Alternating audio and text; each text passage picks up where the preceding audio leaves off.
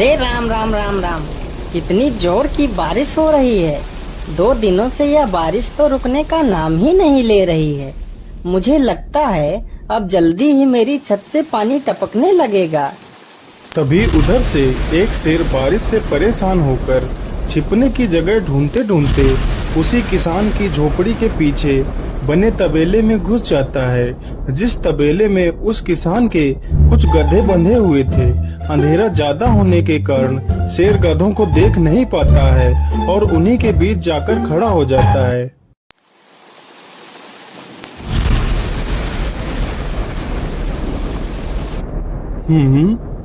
यहाँ से तो किसी मनुष्य की आवाज आ रही है।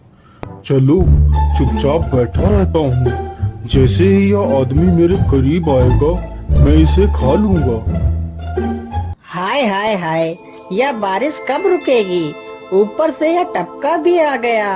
अब मैं क्या करूं? इस टपके से कैसे बचूं?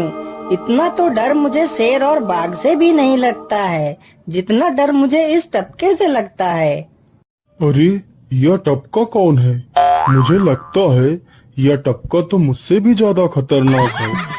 अभी तो यह आदमी शेर और बाघ से ज्यादा इस टपके से डर रहा है। चलो जल्दी से मैं यहाँ से निकल लेता हूँ, नहीं तो कहीं टपका ने मुझे देख लिया तो मेरी खैर नहीं। ओहो, अब मैं इस टपका से कैसे बचूं?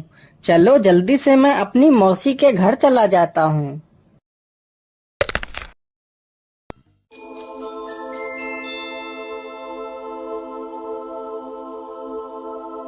अरे चल चल गधे की औलाद, यहाँ पर छिपा हुआ बैठा है। अरे चल जल्दी। अरे ये क्या, जिसका डर था वही हुआ। यह टपका तो मुझ पर हावी हो गया।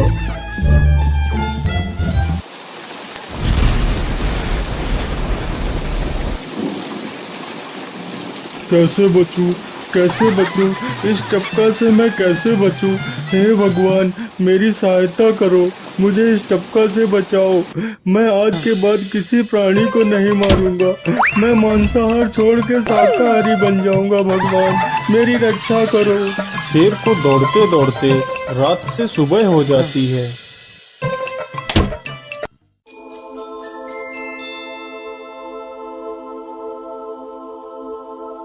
अरे देखो देखो, यह तो शेर की सवारी कर रहा है।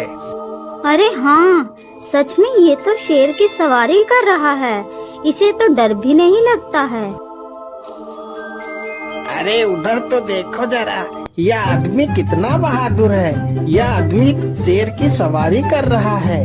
जिस शेर को देखकर हमारी धोती आगे से गीली और पीछे से पीली हो जाती है, यह तो उसकी सवारी कर रहा है। ये गांव के लोग भी ना पागल हो गए हैं जो इस गधे को शेर। अरे बाप रे, यह तो सच में एक शेर है। हे भगवान मेरी रक्षा करो, शेर तो मुझे खा ही जाएगा। राम राम राम राम राम। अब क्या होगा?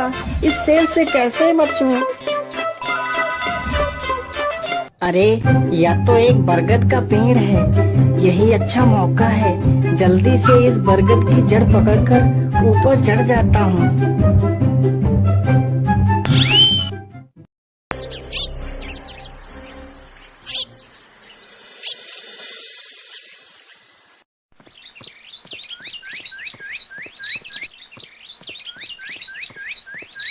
अरे शेर भैया, तुम इतनी जोर जोर से भागते हुए कहाँ जा रहे हो?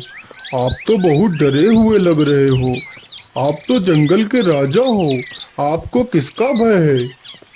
टपका, वो टपका मेरी जान के पीछे पड़ा है। अरे शेर भैया जरा मुझे बताओ, वो टपका है कहाँ? अरे भालू भैया, वो टपका मेरी पीठ से उतरकर उस बरगद के पेड़ पर चढ़ गया है। उसने मुझे रात भर खूब दौड़ाया है। वो तो भगवान का शुक्र है कि मैं जिंदा बच गया। चलो शेर भैया, मुझे उस टपके के पास ले चलो, जरा मैं भी तो देखूं आखिर ये टपका है कौन। अरे नहीं भालू भाई, बड़ी मुश्किल से तो मेरी जान बची है। मैं अपनी जान फिर जोखिम में नहीं डालूंगा। तुम्हें जाना है तो जाओ।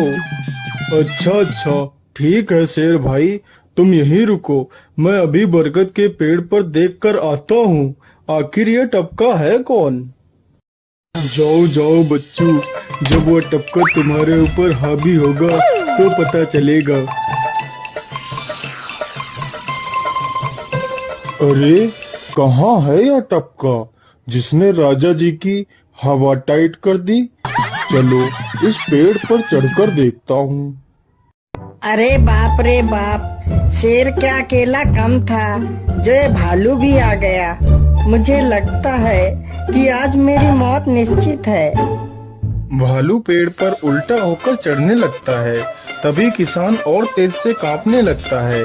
कांपने की वजह से किसान के हाथ से छड़ी छूट जाती है और उल्टा होकर चढ़ रहे भालू के पिछवाड़े पर जा लगती है। भालू धड़ाम से जमीन पर गिरता है।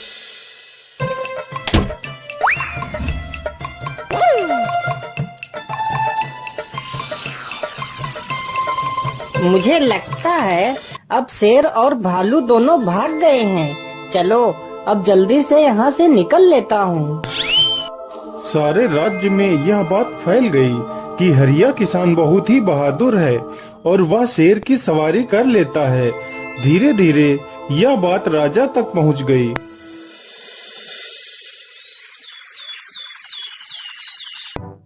महाराज, क्यों न हम पड़ोस के गांव से हरिया किसान को बुलवा लेते हैं। वह बहुत ही बहादुर है। उसके बहादुरी के चर्चे तो पूरे राज्य में हैं।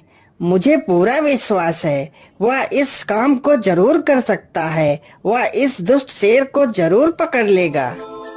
सैनिकों, हरिया किसान को आदर पूर्वक हमारे दरबार में पेश किया जाए। महाराज, आपने हमें याद किया। बताइए क्या बात है। मालिक, हमसे कोई भूल हो गई क्या मालिक? नहीं नहीं हरिया, तुमसे कोई गलती नहीं हुई है। यह कुछ लोग पड़ोस के गांव से आए हैं। इनका कहना है कि इनके गांव में कोई दुष्ट शेर आ गया है जो इनके पशुओं को उठाकर ले जाता है और उन्हें मारकर खा जाता है। हमने तुम्हारी बहादुरी के बहुत सारे किस्से सुने हैं। तुम बहुत ही बहादुर हो, इसलिए मैं तुम्हें उस शेर को पकड़ने की ये जिम्मेदारी सौंपता हूँ। अरे बाप रे बाप, उस बार तो मैं शेर के हाथों बच गया था, लेकिन इस बार मैं नहीं बचूंगा। अगर मैंने महाराज को सच सच बता दिया तो झूठ बोलने के जुर्म में मुझे फांसी पर ही चढ़ा देंगे। अरे हरिया, तुम मन ही मन क्या बड़बड़ा रहे हो? कुछ नहीं महाराज, कुछ नहीं। मैं सोच रहा था कि मैं शेर को कैसे पकड़ूं। ये लो हरिया, कुछ स्वर्ण मुद्राएं रख लो, ये तुम्हारे काम आएंगी। क्या करूं, कैसे पकड़ूं उस शेर को? ये महाराज ने भी मुझे कैसी दुविधा में डाल दिया है। क्या करूं, क्या करूं? हाँ, मिल गया। फिर हरिया बाजार से एक रस्सी और एक जाल तथा एक बकरी खरीद कर लाता है। चलो जल्दी से, मैं यहाँ पर एक गड्ढा खोद देता हूँ।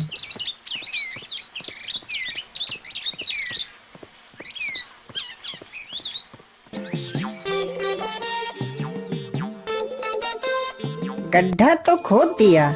चलो अब जल्दी से इस बकरी को रस्सी से बांध देता हूँ। हरिया ने बकरी को रस्सी से बांधकर गड्ढे में खड़ा कर दिया और जाल को लेकर पेड़ की डाल पर बैठ जाता है। थोड़ी ही देर बाद जब बकरी को भूख लगती है तो वह चिल्लाने लगती है।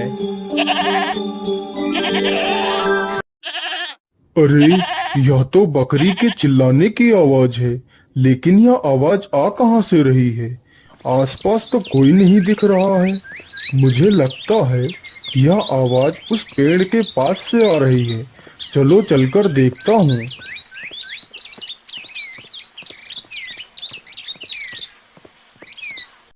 अरे वाह, आज तो शिकार मेरे पास खुद चलकर आ गया।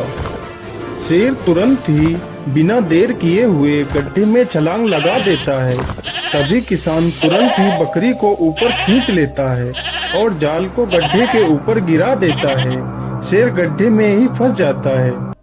यह देखकर गांव के सभी लोग बहुत ही खुश हो जाते हैं।